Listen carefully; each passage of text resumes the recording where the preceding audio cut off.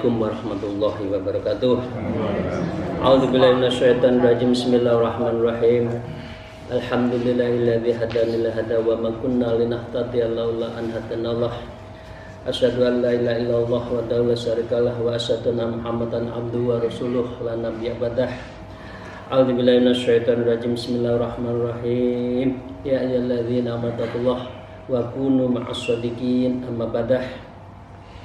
Para salikin, para muridin, jamaah, teman, kawan, kolega, sahabat, tuan, puan, semuanya yang bersama-sama kita mengaji kitab Minhajul Abidin.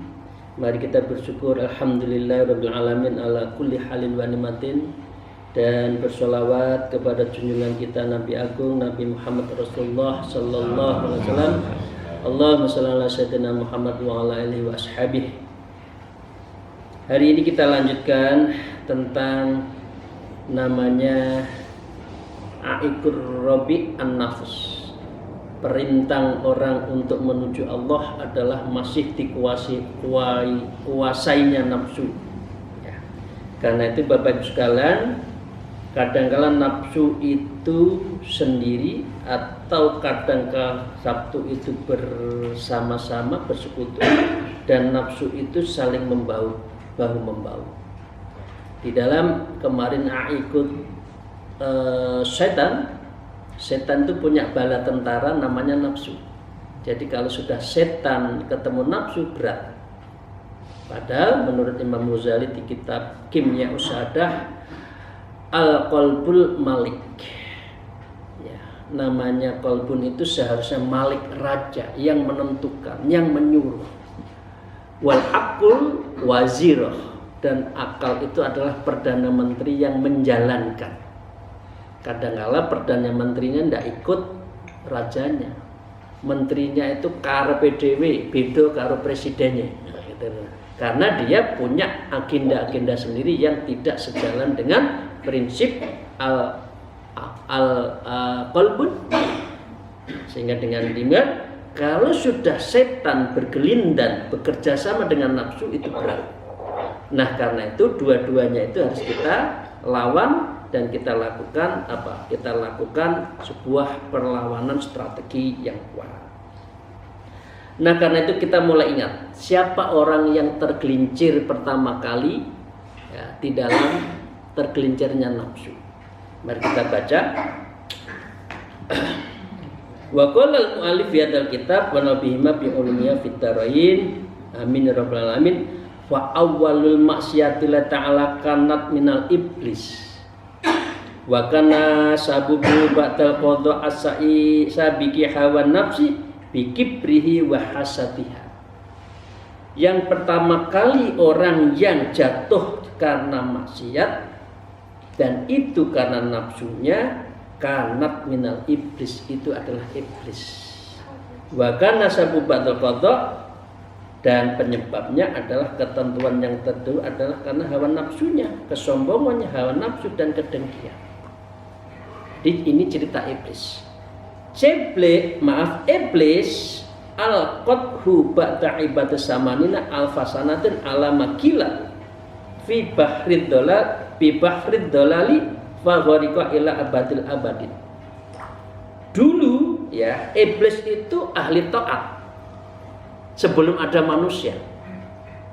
80.000 tahun, ya, ini menurut satu kitab, di dalam kitab ini menurunkan dia tuh ibadah, dia menyembah Allah, dia tulus.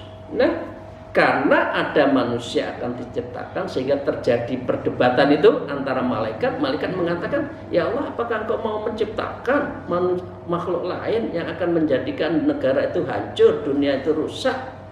Kata Allah, enggak, saya akan ajari mereka menjadi khalifatul fil ardh. Iblis datang, wah, akhirnya taslim kan?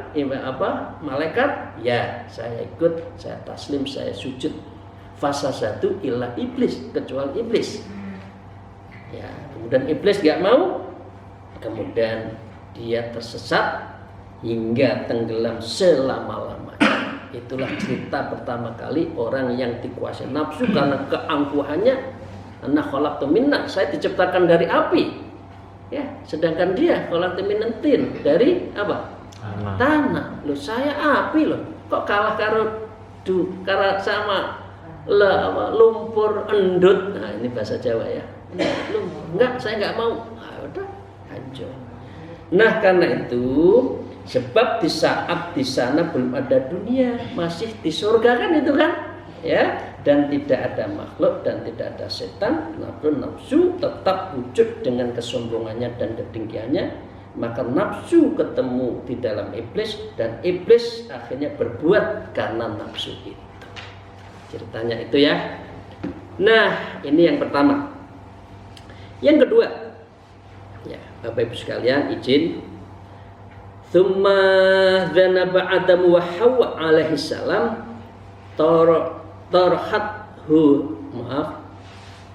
tarahathuma syahwatun nafsi fi dzalik wa hirsuha 'alal baqa'i wal haya hatta tarra biqali iblis. Iblis, ada manusia bercinta kasih, senang, enggak suka, ini bercinta karena Allah. Setannya, iblisnya goda. Nama siapa? Adam dan Hawa. Yang kedua, orang yang ada makhluk yang terkena nafsu adalah Adam dan Hawa, di mana kesenangan nafsu telah melempar beliau berdua di dalam dosa itu ya. Ya, wahadza 'alal baqa' wal hayatin, sehingga kemudian dia tidak lagi kekal di surga. Apa? Diturunkan di muka bumi. Hatta tara biqali iblis, hingga beliau berdua terpedaya dengan ucapan iblis. Jangan makan buah kuldi ini, sudah kamu hebat, senang-senang di surga, silahkan. Adam, perempuan ndak kuat. Ada kemilaunya buah kuldi, ada kemilaunya emas kemerincing di mana-mana. Pak, ayo cari uang yang banyak, saya pengen make up bakwan yang bagus. Bapaknya akhirnya korupsi. Pertama kali yang digoda Hawa, istri. Karena itu banyak orang tergelincir tokoh itu karena istrinya juga. Ya, mempengaruhi suaminya nggak bisa, memberi istrinya dijamu macam-macam. Nah, jadi yang kedua adalah orang yang jatuh karena nafsu adalah Hawa, akhirnya Adamnya kena, akhirnya turun ke muka bumi. Fakana dzalika idza ba'ud nafsi wa syirkati hatta saqata bidzalika min jiwarillahi ta'ala wa qaral firdaus. Ya, artinya beliau itu tidak sesuai dan melakukan pertentangan di surga. Kemudian apa? Ilah haditunya hakirah. Kemudian ya udah, apa boleh baut, apa boleh buat, karena sudah jatuh. Kemudian dunya hakirah, maka Adam Hawa beranak pinak di dunia akirah yang menyusahkan. Akirah yang hina. Benar atau benar? Berat di dunia. Kalau dulu ibu kita nggak tergoda, kita di surga semuanya. Tapi karena tergoda kita di dunia, ya sudah. Akhirnya apa? Akirah. Hidup di dunia itu banyak hina. Wan nakidah, susah. Susah enggak? Susah. Golek duit, surga, mimpi, kerentek datang. Kita harus nakidah. Wal faniyah, dan juga fana dunia ini. Loh ngono itu loh, wong jelas sudah jelas fana, akan ditinggalkan. Ad-dunya mangzilah, dunia itu adalah tempat ngombe di rest area. Loh, di rest area bikin rumah besar. Lupa kalau akan terus menuju Allah. Lupa kalau dirinya itu mati. Memang kita akan tahu kita akan mati. Jam kapan? Kok enggak mau zikir-zikir? Kok enggak mau menyerahkan diri pada Allah? Umur sudah 50, 60, 70. Untuk apa kalau sudah seperti itu, Bapak sekalian? Donya tok sing digoleki. Memang kita sudah tahu dengan malaikat Israel. Malaikat Israel, ambil nyawa saya tanggal sekian ya, umur saya sekian. Mboten saged, mboten niku. Bukan, kita harus siap-siap. Karena kalau enggak, ini dunia itu al-fanah, dunia itu adalah fana, wal muhlikah, dan dunia itu biasanya juga hancur nantinya. Kalau kita lagi sholat sholat taubatan nasuha yang saya bacakan, sholat tentang kiamat. Mengapa saya pilih itu? Qari'atul malqariyah wa ma adraka yauma yakunun nasu kal farasil mabsus wa takunul jibal ka'al mahfuz. Seperti aneh-aneh, berterbangan, rusak, hancur, berbenturan. Sing nolong jenengan kita semua siapa kalau sudah seperti itu? Allah akan melihat. Lah kamu zikir ke saya enggak? Kamu banyak sholat malam enggak? Amalmu seberapa? Ya udah, kamu terhimpit oleh dunia itu. Kira-kira bahasa kasarnya itu, ya. Jadi dengan demikian kita harus menerima keadaannya kita sudah di dunia, meskipun hakirah, nakidah, faniyah, muhlikah harus kita alami.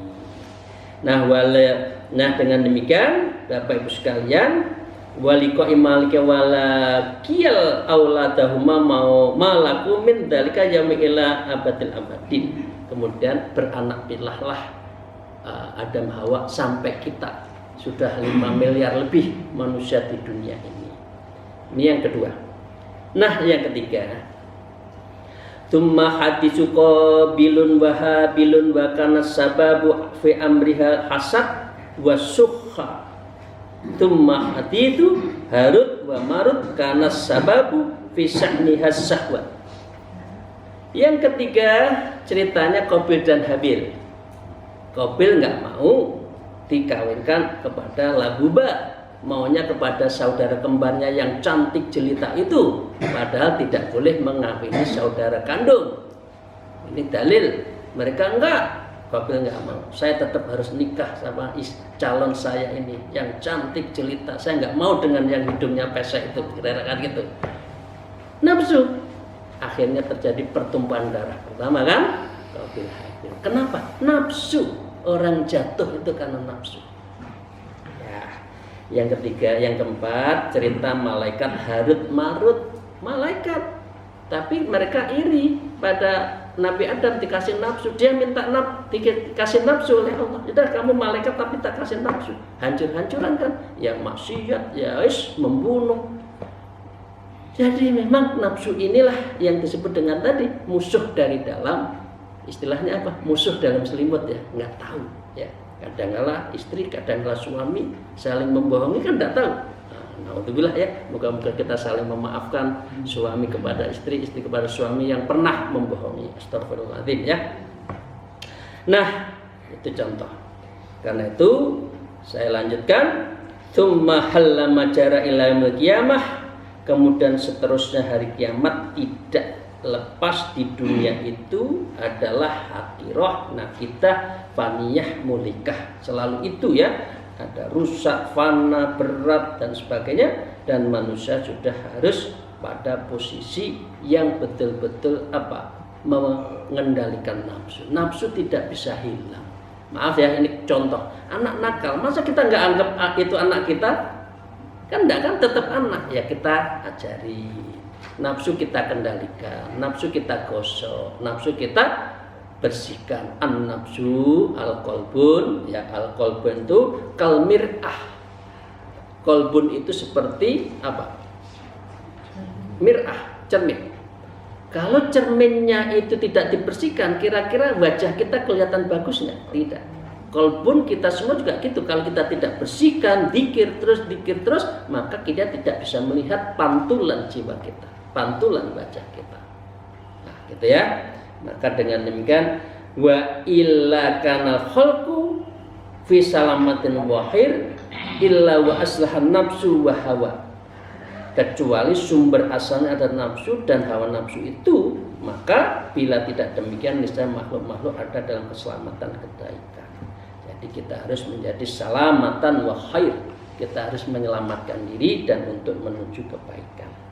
Nah, kalau sudah seperti itu, wa idza kana aduun, setelah kita tahu bahwa nafsu itu aduun, musuh bihadzal dalil kullih, kemudian dia maka semuanya itu adalah membahayakan, fahaqqul lil aqil ayyatamma bi amrih, maka hendaknya kita semua itu memprioritaskan untuk menyelesaikan urusan nafsu ini. Nafsu jangan dibiarkan. Wis eruh tapi ditokno wae. Tahu tapi dibiarkan saja. Maka hanya dengan demikian, wallahu taala waliyul hidayah wat taufik bi fadlih. Semoga kita semua yang ngaji ini oleh Allah diberi petunjuk, diberi pertolongan, diberi anugerah untuk apa? Untuk betul-betul membersihkan hati kita. Bapak Ibu sekalian, saya lanjutkan. Wa qala al-mu'allif fi hadzal kitab, fa in qulta famal hillatu idzal lana fi hadzal aduwin wa matadbiri fi amrihi fabayyin lana dzalik. Ini bertanya. Lalu kalau kita sudah tahu musuh, famal hillatu, apa strategi kita? Nah, ini sudah mulai terapi ya, mulai injeksinya sudah mulai ada, obatnya sudah ada. Ya, sedangkan dia musuh yang nyata, maka dengan demikian dia juga pertama wa ma tadbiru fi amrih, dan apa bentuk pengaturan semuanya itu, fabayyin lana dzalik, maka jelaskan kepada kami. Ini pertanyaan, karena itu kan kitab hasil dari pertanyaan murid-muridnya kemudian ditulis oleh Imam Ghazali. Kemudian beliau menjawab, Imam Ghazali mengatakan, fa'lam anna dzakarna fi ma taqaddama anna amroha asirun dzabun. Maka ketahuilah sesungguhnya kami telah menjelaskan uraian terdahulu dalam bab-bab terlalu, idza la yumkinu bi marratin, sebab tidak mungkin menundukkan hawa nafsu itu sekali. Ibu bapak sekalian, nafsu itu tidak bisa dikandani sehari. Jangan makan enak, itu nanti kolesterol. Wah, ada makanan daging, ada lemak gurih, ada sate daging kambing, makan lagi. Karena nafsu itu nggak bisa dikandani. Koh ruha bimarrot itu nggak bisa. Kan dua blek nafsu ini. Ya, ini bahasa Jawa yang dua blek ini. Ya. Kasair ada idahil matiyatin wa'lah, seperti terhadap musuh-musuh lainnya, sebab hawa nafsu itu kendaraan dan alat bagi setan. Karena apa? Nafsu selalu berhubungan dengan setan. Maka dengan fakila anna a'rabiyun ta'alin sanbihan faqala kabbata wa'ala kullu atumin laka illa nafsika. Maka sesungguhnya seorang Arab dusun, ini orang apa istilahnya makalah ya, di daerah itu orang kampung mengatakan apa? Kabatallahu ta'ala kullu aduwin laka illam nafsika, semoga Allah membinasakan setiap musuh bagi kami kecuali nafsu. Memang nafsu nggak bisa dibunuh, tapi dikendalikan. Karena itu doanya apa? A'udzubillahi minasyaitonir rajim. Allahumma innas'aluka min qalbi la yakhsha. Ya Allah, jaga kami dari qalbun yang tidak khusyuk, wal ilmi wal amal lanfa, dari amal dan ilmu yang tidak bermanfaat, wa bidu al-yasma' wal-istajab. Ya Allah, jaga saya dari doa saya yang tidak engkau dengarkan dan yang tidak engkau dengar. Kabulkan dan dengar. Wa bin nafsi latasba. Ya Allah, kendalikan nafsu itu yang seperti kuda Troya. Dos, jabatan, kekuasaan. Waduh, pokoknya yang indah-indah itu nafsu. Kendalikan ya Allah saya. Itu doanya. Ibu sudah pernah berdoa nih? Belum ya? Ya, saatnya kita kasih ya. Oke. Jadi ya lek sugih ya sugih, atau nemen-nemen. Lek nakal cukup sekali tapi jangan diteruskan. Langsung direm. Karena kalau dibiarkan seperti kuda Troya. Itulah ya. Nah, kami lanjutkan.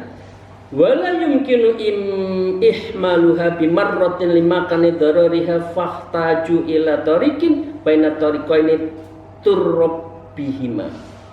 Ya, tidak mungkin membiarkan nafsu dengan begitu saja, nggak bisa, karena posisinya berbahaya. Maka engkau perlu kepada satu metode di antaranya dua metode yang engkau mengaturnya, atur zikir. Biar nafsu itu tunduk pada hati, hati memerintahkan akal, akal memerintahkan pada panca indera kita, ngaji kita, mulut kita, telinga kita, mata kita, semua untuk kebaikan. Itu karena kita bisa mengembangkan. Dan engkau memperkuat seukuran apa yang bisa engkau emban akan pelaksanakan untuk kebaikan, ya. Fi'la kulli khair. Jadi karena itu berbuat baik sebaik-baiknya. Dan bisa melemahkan hawa nafsu dan mengekangnya setubatan yang tidak ada henti-hentinya, karena engkau terhadap bahwa nafsu itu berada dalam penanganan yang berat dan pemikiran yang dalam, ilajid sadid wa nadhari latif. Jadi harus kita betul-betul. Nah, karena itu Bapak Ibu sekalian, ada pertanyaan, kuncinya apa untuk mengendalikan nafsu itu? Di sini yang pertama, yang terada tadi kan kita mohon pertolongan Allah, ya. Pertolongan Allah dijaga, ya. Yang kedua, tsumma qad dzakarna fi amriha antul jihima bili jamin taqwa wal wara' walidul faidataini jami'an. Kuncinya kemudian setelah kamu berdoa untuk persoalan nafsu itu, maka untuk mengendalikan bilijami takwa, engkau harus mempunyai tali kekang, namanya adalah takwa wal wara'. Takwa itu taknya tawadhu, q-nya qanaah, w-nya wara', takwa. Hurufnya kan tak, qaf, w. Nah, itu berarti kita harus tawadhu, qanaah terhadap pemberian Allah, dan kita wara', ya. Itu yang kedua. Kalau kita tidak takwa dan tidak wara', maka kita tidak mungkin bisa mengendalikan nafsu. Lalu fa in qulta in hadidabati jam'un bahimatun sohbatun saksinah la tanfadu lil jami fama khilah fima hatta tumkinuha fi minha. Ini pertanyaan lagi. Jadi tadi bertanya apa caranya? Nah, satu, mohon pada Allah. Yang kedua adalah takwa dan sesungguhnya nafsu itu adalah hewan tunggangan yang tak terkendali, liar, dan dia binatang yang keras lagi buruk tabiatnya, wabahimah syabhatan saksiyah lan qadal jami, tidak mudah ikut. Nafsu itu tidak mudah ikut. Disuruh baik belum tentu baik, disuruh zikir belum tentu zikir, disuruh sholat malam belum tentu sholat malam. Padahal tahu. Nah, karena apa? Karena memang ya nafsu itu lam taqad tangqadul lil jam, untuk dikendalikan itu sulit. Fama filata fi ma hatta tumkin minhan, maka strategi apa dalam mengatasinya sehingga saya memungkinkan mengatasinya? Berarti pertanyaan kedua. Sekarang jawabannya. Nah, karena itu fa'lam annaka fima sadiqun wal hilatun tadliluha hatta tanqada lil jami, maka ketahuilah engkau benar dalam kesimpulan tersebut. Memang benar, berat, sulit dikendalikan, kuda Troya strateginya sulit dan dia sangat tidak mudah untuk dikendalikan kekangnya, hatta tanqada lil jami, hingga itu manut. Gimana nafsu itu manut? Kalau ada nafsu yang baik-baik, motivasi, kerja keras, belajar, ya, taklim, itu kan nafsu juga, tapi yang baik. Nah, karena itu qala ulama'u radhiyallahu anhum innama yudal nafsu yuksiru hawa salatun asya. Untuk mengendalikan ini menurut para ulama ada 3. Ya, sesungguhnya dapat menundukkan itu dan mengendalikan nafsu itu ada 3. Pertama, akadumah man usyahwat fa inna dabah al haruna talithuna idza nuqisa min alafiha. Yang pertama, engkau adalah mencegah syahwat. Man usyahwat, syahwat itu dicegah. Fa inna dabah, karena sesungguhnya binatang yang dekil, yang jelek itu, keras kepala, dapat menjadi lunak apabila dikurangi makanannya. Ibu bapak tahu? binatang yang keras, ya nggak usah dikasih makan banyak-banyak. Lah inilah yang disebut taklilut ta'am. Orang yang suluk mengurangi makan. Taklilul kalam, mengurangi, jangan banyak kalam, banyak bicara, sedikit bicara, jangan sedikit bicara. Ya. Taklilun naum, ya mengurangi tidur. Ya, ibu kan maaf ya, saya mohon maaf. Ya ini belajar. Kalau enggak gini enggak akan biasa. Ya. Zikir selesai jam 11 sudah istirahat, jam 2 setengah 3 sudah bangun, siangnya lagi selonjor, ingat belum duduk lagi. Ya betul kan? Masih harus 14 kali duduk. Nah, nafsu itu harus begitu, harus dikekang. Kalau enggak, dia tidak bisa. Jadi harus dikendalikan. Ini namanya apa? Ini namanya adalah riyadhatun nafs. Jadi dilatih, nafsu kita itu dilatih. Kalau enggak gitu nanti nafsu ngobrol-ngobrol.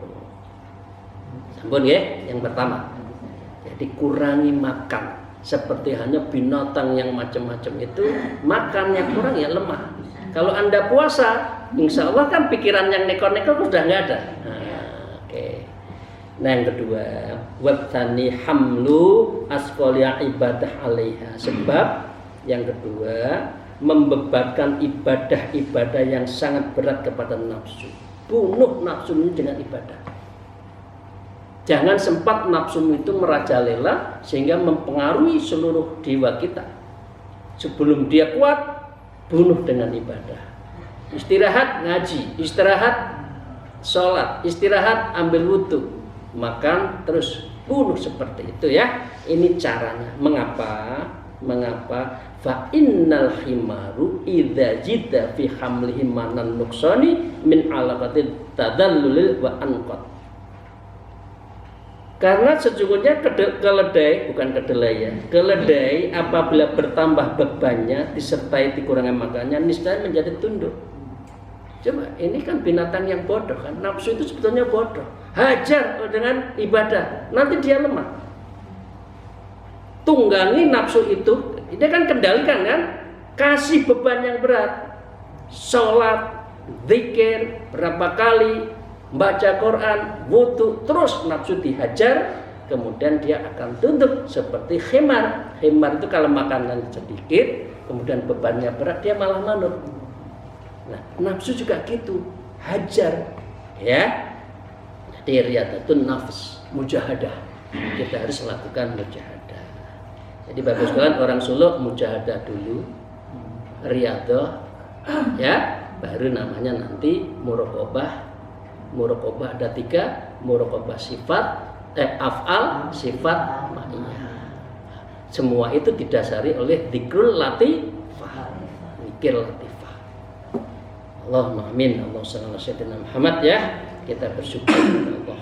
Nah, yang ketiga, wa talitu isti'anatu billahi azza wa jalla wa taddaru ilahi bi ayyu'inaka wa illa fala makhlusa. Untuk mengendalikan nafsu, bermohon kepada Allah sepenuh hati, tadarruk dan ilahi kepada Allah bi ayyu'inaka wa illa fala makhlusa. Sebab Allah akan membantumu kalau kita tadarruk, dan bila tidak demikian maka kita tidak akan selamat orang yang tidak mengendalikan nafsu. Nah, terakhir, amma tasma'u qalu Yusuf alaihissalam inna nafal amarah bisu illa ma rahimah rabbih. Ingat apa yang disampaikan Nabi Yusuf di dalam Quran Yusuf di ayat 53 itu, sesungguhnya nafsu itu selalu menyuruh kepada kejahatan kecuali nafsu diberikan rahmat oleh Tuhanmu. Mari kita berdoa moga-moga nafsu kita itu diberikan rahmat kepada kita. Nah, faida batubna alaihil umur talatah. Setelah kita tahu mendisiplinkan nafsu itu 3 tadi, ya, infadatat lakan nafsul jamuk bi'inillah. Karena itu kamu harus niscaya patuh dan harus kuatkan bi'idnillah dengan memohon izin Allah azza wa jalla, Allah taala azza wa jalla. Fa khina idzin tubadiru ila antamlikaha wa tuljimaha wa ta'mana min syariha Lalu ketika keadaan seperti demikian, kita sudah tadi mengendalikan, maka engkau mesti segera untuk menguasai nafsumu dan mengendalikannya dan mengamankan dirimu dari keburukan-keburukan nafsu. Roh tapi nggak gelem nyingkreh, nggak mau menghindar, itu apa ya? Itu namanya oleh Adabul Suluk disebut oleh Syekh Abdullah Al-Haddad disebut al-humkun. Itu sebodoh-bodoh manusia. Ngerti kalau zikir baik nggak gelem zikir, ngerti maca Quran itu baik nggak mau maca Quran, ngerti sholat malam itu baik tapi nggak mau. Itu adalah al-humkun. Ini adalah orang sebodoh-bodohnya. Al-jahilul mujahil, ini orang bodoh. Ini menurut kitab Adabul Suluk. Ngerti tapi nggak gelem nglakoni. Abot. Jam 2 bengi bangun, hanya ke kamar kecil pipis, mari ono turu meneh tidur lagi. Setelah tidur lagi selimutnya tebel, AC-nya tambah 16, tambah ngeleser tidurnya. Ini berarti nafsu yang mengendalikan. Nah, cukup sekian ya hari ini. Ini masih ada pertanyaan. Ini kan QA, question and answer. Ya, dari ini nulisnya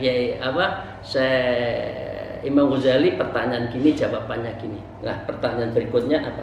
Fa idza kunta fabayyin lana an ma huwa taqwa hatta tamnu. Jika lalu sudah seperti itu, apa hubungannya nafsu, mengendalikan nafsu dengan takwa?